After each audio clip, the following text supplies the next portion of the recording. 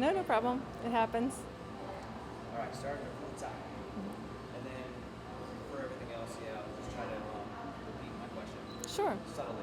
hmm So state your name, job title, and affiliation. Ruth Carmichael. I'm a senior marine scientist at the Dauphin Island Sea Lab and associate professor of marine sciences at the University of South Alabama. And spell out your name. Ruth, R-U-T-H, Carmichael, C-A-R-M-I-C-H-A-E-L. What is conservation?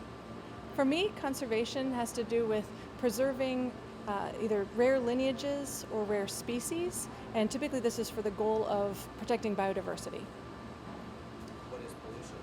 Pollution is anything that we might do that alters a system, either by putting something into that system that wasn't there before, or doing something to alter the environment, alter the food resources or habitat to change it from what is normally the situation. And how do they relate?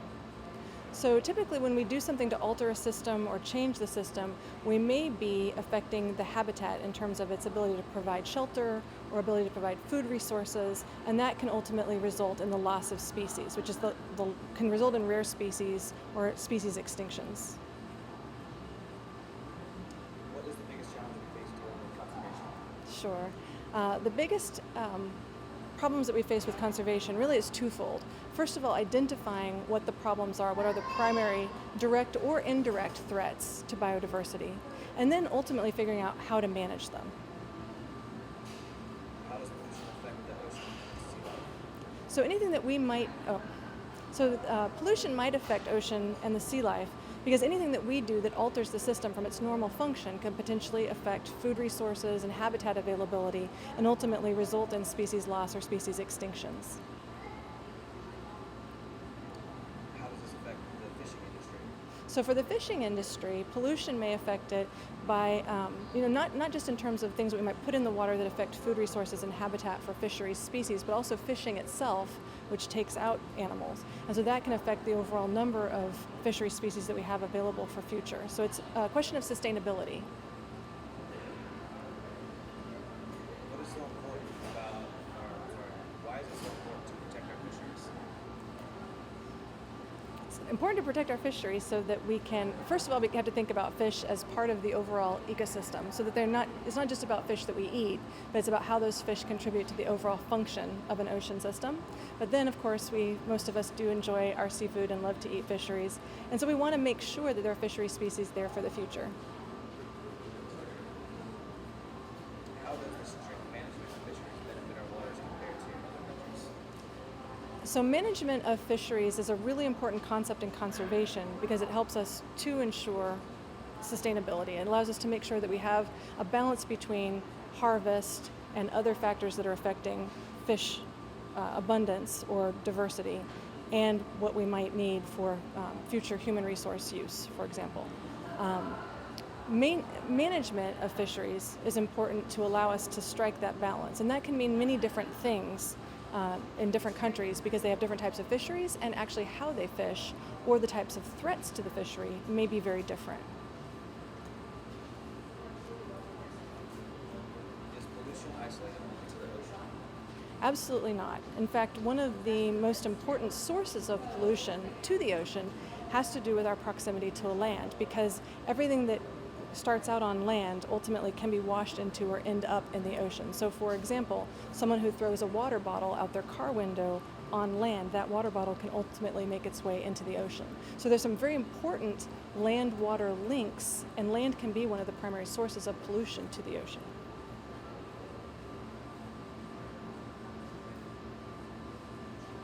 And other than the ocean, what else does it affect?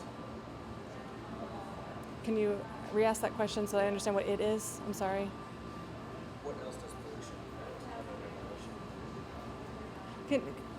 I'm not sure that's a really good question. That's Just go ahead. Okay, and then, so how does it affect other ecosystems if our ocean is polluted? Well, that's a really great question. So people might not realize how tightly land and water are really linked. And so I just explained how pollution on land can end up in the ocean. But certainly if we're affecting biodiversity and species and nutrient cycling and normal functioning in the oceans, that's going to have a feedback onto how we live, how we use resources, and then ultimately on related land-based ecosystems as well. What do you feel is the worst form of pollution? That's a tough one. I think until recent years, I think it's arguable that human nutrient loading, so things like excess nitrogen loading, things that were otherwise natural in the system, have been a major source of pollution to coastal ecosystems. And that's caused problems like eutrophication, that's caused anoxia or hypoxia, loss of oxygen in ocean environments. And that's largely associated with excess urbanization or too much building and too much wastewater going into coastal waters. I think in the near future, though, we're going to see a shift from things like impervious surfaces and urbanization affecting coastal waters to things like climate change and ocean acidification being the more acute factors affecting coastal resources. Can you explain what happened on the Deepwater Horizon exploded? Can you make your question a little tighter? That's a huge, can you focus that in a little bit for me? Yeah. What is the Deepwater Horizon event? So are you going to have some background in there? Because don't have my stats and figures on top of me, but Just explain what it was. So- How the oil that came out of it polluted the ocean, essentially. We're going to get into it further by asking how does an incident of that magnitude affect the ocean? So we're talking scale. sure. So well, I also just didn't go and remind myself of how much oil was dumped and the dates and all that stuff. So that's really stuff you need to fact check. I could have brought that with me, but I don't keep it all right here. I have a need to know basis, right? But certainly I can talk about just in general about the disaster. Well, the other thing to keep in mind is that there are a number of us who are currently still researching the effects of the oil spill, and so some things we actually can't really talk about. So I will do my best to talk about what I can talk about, if that makes sense. So, okay. So yeah, tell me about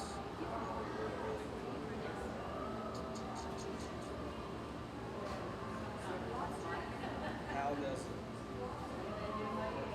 an event like Deepwater Horizon affect the ocean? So the Deepwater Horizon oil disaster was obviously a major oil spill of enormous magnitude. We don't really know, unfortunately, how this spill has affected the Gulf of Mexico. That's a subject of a lot of current ongoing study, and different researchers are studying different effects. Some people are working specifically on the open ocean system, on physical processes and how the oil moved and what its fate ultimately was in the system. And there are others of us who are really focused on the ecology and understanding how the oil may have affected the animals, either directly through immediate toxic effects or indirectly through, say, consumption of oil-derived substances and other factors like that. What makes this oil spill unique is that it's really different in terms of how it happened compared to other oil spills. So for example, the Exxon Valdez, we saw tremendous amounts of oil that actually covered animals and covered the shoreline. And we didn't see that in large part because of the dispersant that was also sprayed on the surface of the oil. And so that changed the dynamics between the ocean water and the oil in ways that we don't fully even still understand. How long can we expect to see an impact to our environment? That is a great question, and we know from experiences from previous oil spills, such as the Exxon Valdez, that even a decade or more after the spill, we're still seeing some effects and we're still seeing patterns of change in the system. And so I think that we can certainly be looking on a decadal scale for really beginning to fully understand the effects of this spill. But now we're already looking at 5 to 6 years following the spill, and we don't feel like we have a really good handle on what all the long-term effects are going to be. So the short answer is, I don't think we know yet. Yeah. I don't mind, I know. I was trying to lean in a little.